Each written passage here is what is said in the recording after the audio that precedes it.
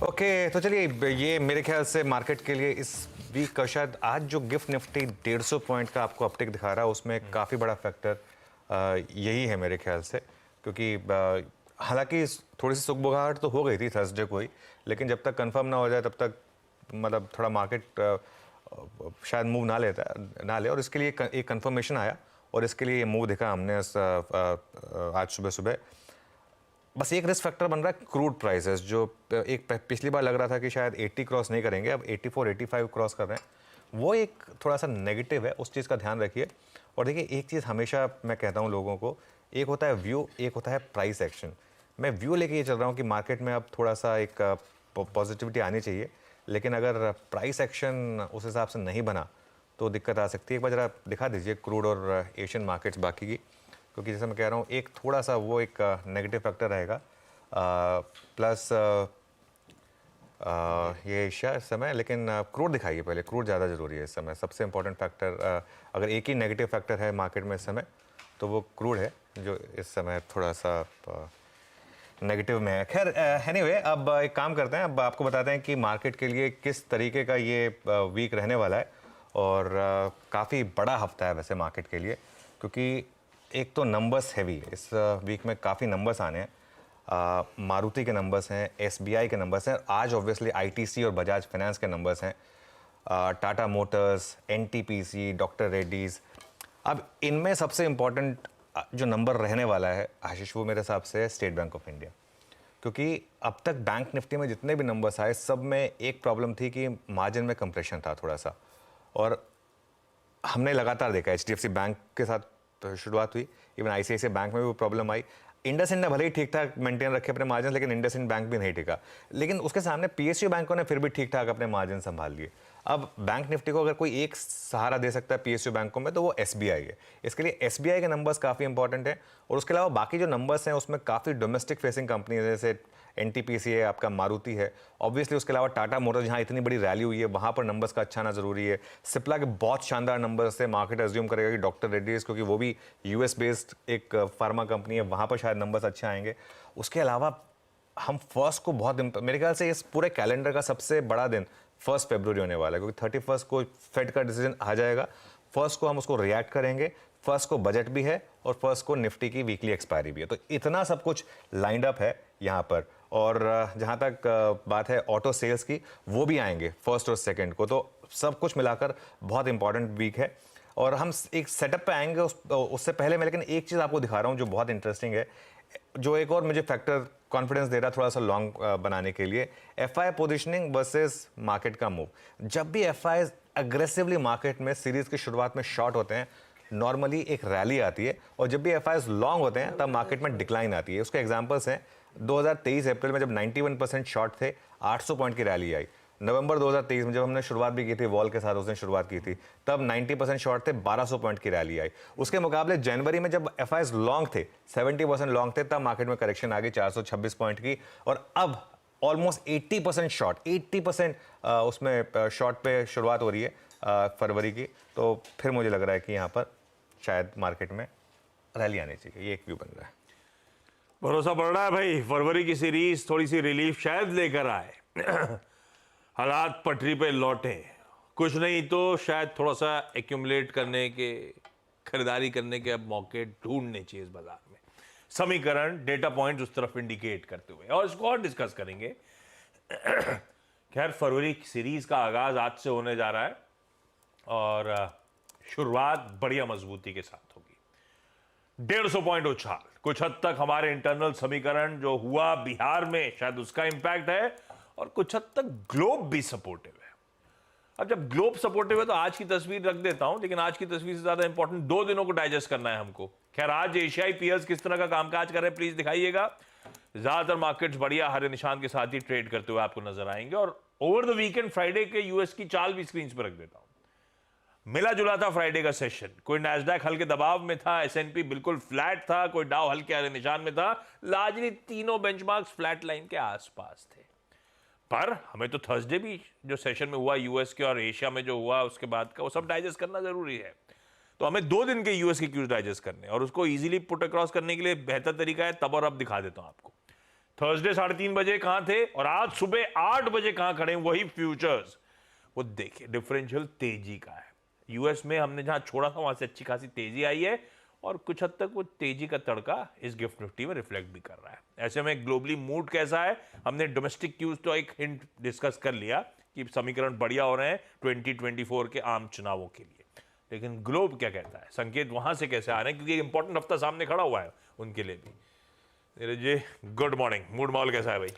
Good morning आशीष। Global संकेत तो अच्छे हैं, लास्ट वीक की तरह ही इस बार है। हालांकि वो 6 दिन की रैली थोड़ा सा ब्रेक लगा, लेकिन वो जब रैली हो भी रही तब भी 4-6 पॉइंट चलता था, जब गिरा तब भी 4-6 पॉइंट ही चलता है।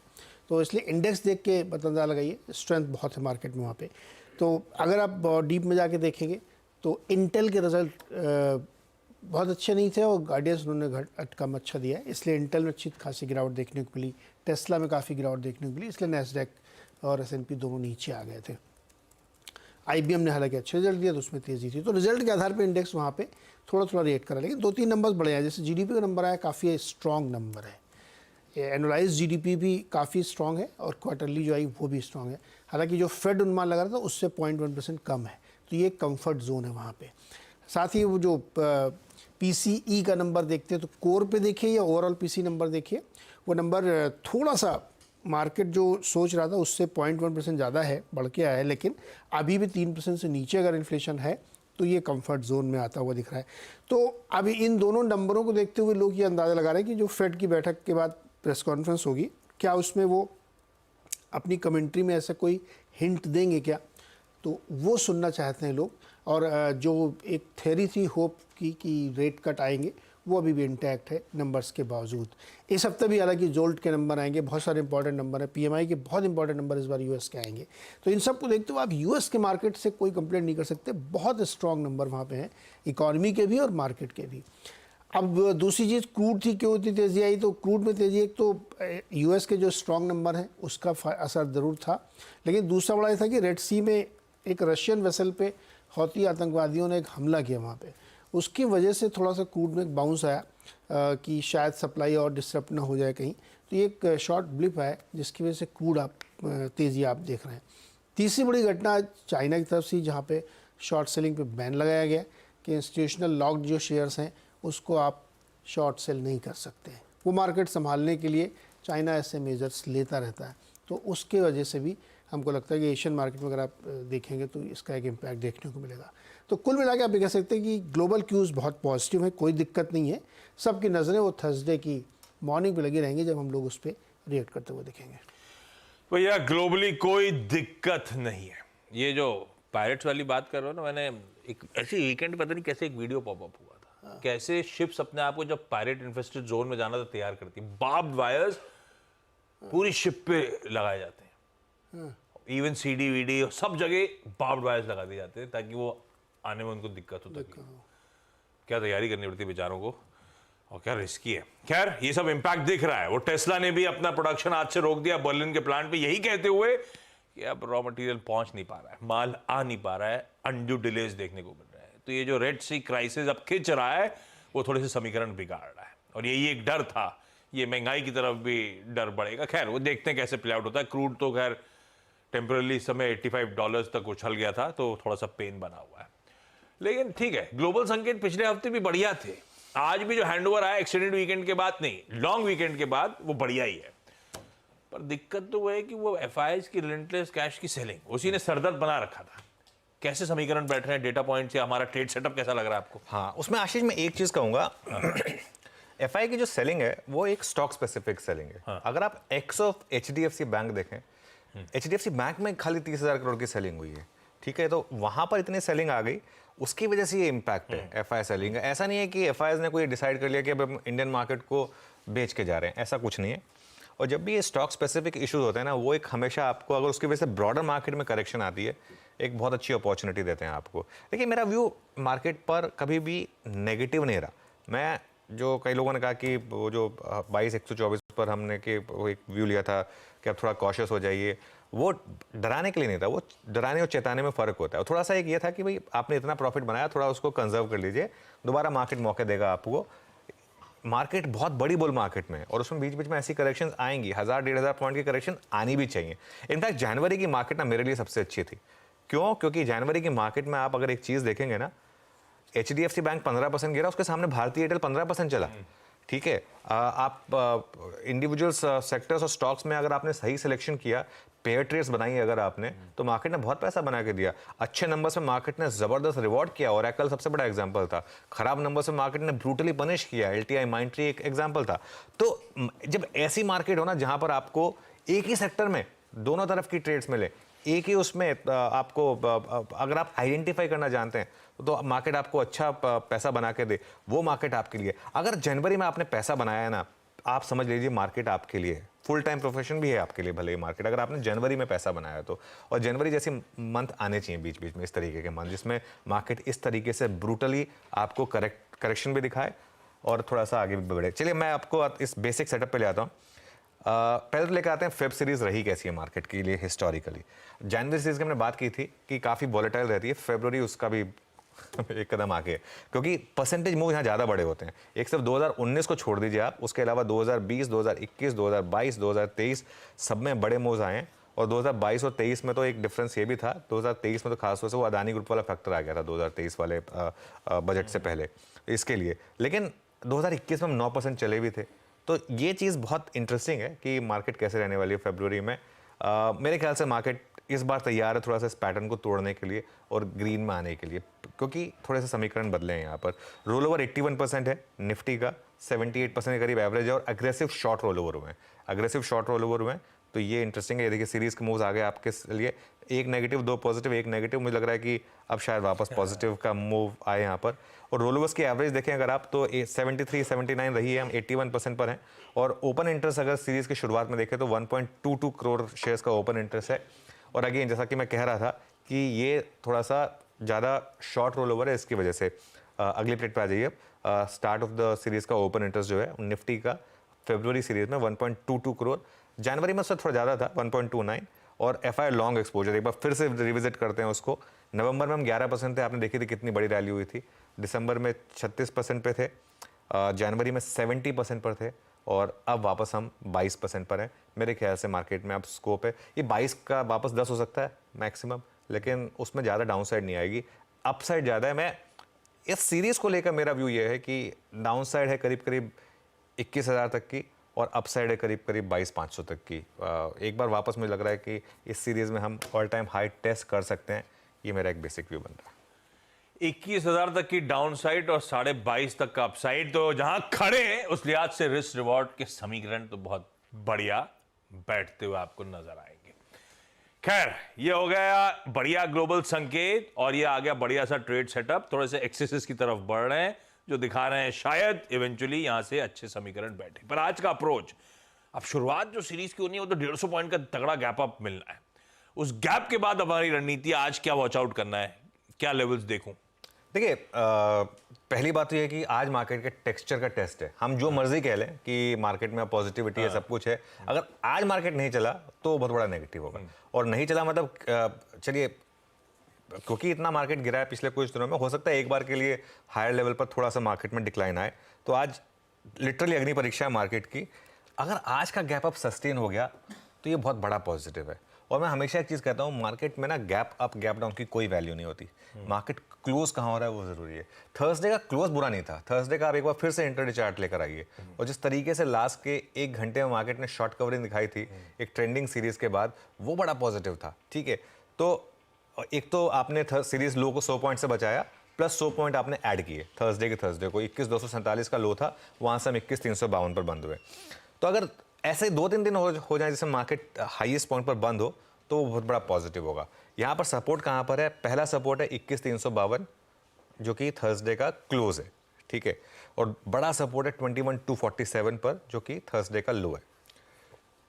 मेरे ख्याल से ये एक अच्छा जोन है, ये टिकेगा मार्केट में। और रेजिस्टेंस आएगी आपकी पहली 21,459 पर, जहाँ पर मुझे लग रहा है कि आज हम शायद उसके ऊपर ही खुलें। वो थर्सडे का हाई था, उसके ऊपर खुलने की तैयारी हो रही है। और सीरीज़ का जो ऑप्शन का बड़ा बेस है उसके हिसाब से 21,625 ये आपकी रेजिस्टेंस है। अब देखिए, मैं फिर से थोड़ा अपने शब्दों को तोल के बोल रहा हूँ। प्योरली इंट्राडे में अगर मार्केट रिजेक्शन दे गैप अप पे, गैप अप ना टिके और रैली फेल हो तो शॉर्ट करें और एक स्टॉप लॉस लगाएं 21,625 का।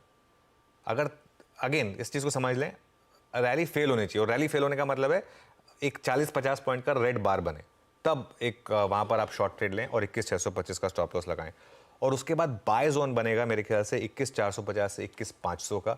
21,450 से 21,500 आपको किसी कारण से मिल जाए अगर, वहाँ पर आपको एक बाय करना है और एक स्टॉप लॉस लगा देना छोटा सा 21,352 का, जो कि आपका थर्सडे का क्लोज था। अगेन ये मैं फिर बोल रहा हूँ, अगर मार्केट कोलैप्स होकर नीचे आए तब आपको शॉर्ट करना है और अगर लोअर लेवल पर सपोर्ट मिले तब वापस बाय। और अदरवाइज जो पोजिशनल अप्रोच है कि थोड़ा सा आज लें और साइड में बैठ जाएं, उसके बाद अगर मार्केट आपको और डिप्स दे 21,000 तक की, 20,500 तक की, तो उसमें और ऐड करें, वो पोजिशनल अप्रोच है। ब्यूटीफुल।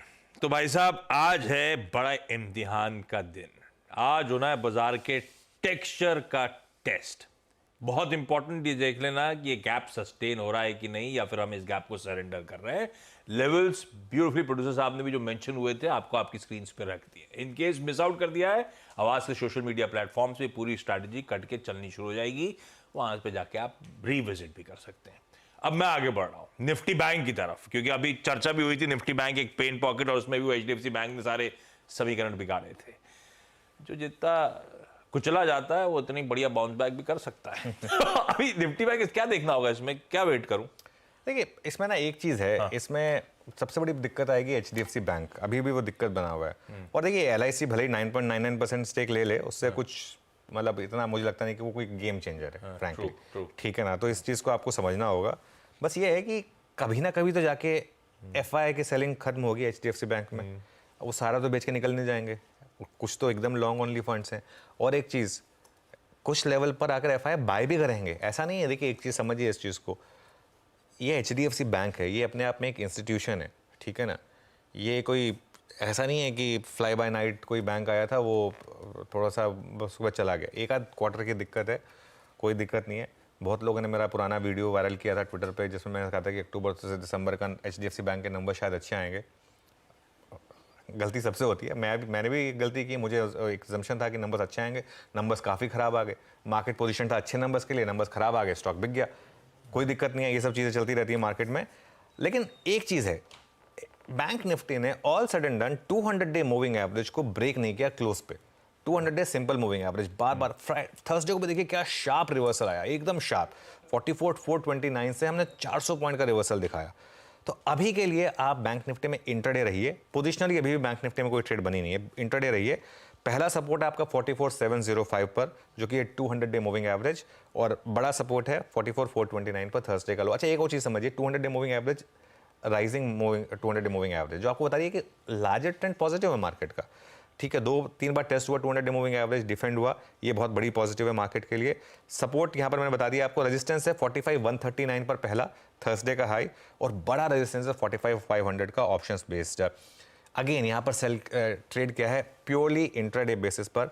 सेल अगर रिजेक्शन हो जाए 45,150 टू 45,200 पर, यहाँ पर अगर आपको रिजेक्शन दिखाई दे अगर, तब उसको सेल करिए और एक स्टॉप लॉस रखिए 45,300 का, और बाय करिए सपोर्ट पर 44,600 टू 44,800 पर। अगर सपोर्ट मिले तो वहां पर बाय करिए, थोड़ा सा आपको डीप स्टॉप लॉस लगा के रखना पड़ेगा 44,400 का। अगेन ये सारी ट्रेड्स जो है ना बैंक निफ्टी के लिए प्योरली इंट्राडे हैं। पोजिशनली अभी बैंक निफ्टी पर कोई ट्रेड नहीं है, पोजिशनली ट्रेड अभी निफ्टी पर है, बैंक निफ्टी पर नहीं है। बिल्कुल ठीक, ये है निफ्टी बैंक की आज मंडे की स्ट्रैटेजी, मंडे का अप्रोच। सीबी सेवास का मॉर्निंग पैनल रेडी हो रहा है, कुछ ही देर में इन एक्सपर्ट्स के पास भी चलेंगे और अपने इनके साथ कई सारे स्टॉक्स डिस्कस करने और इनकी खुद की प्रिफर्ड पिक्स पे भी चर्चा होनी है। अरे वाह,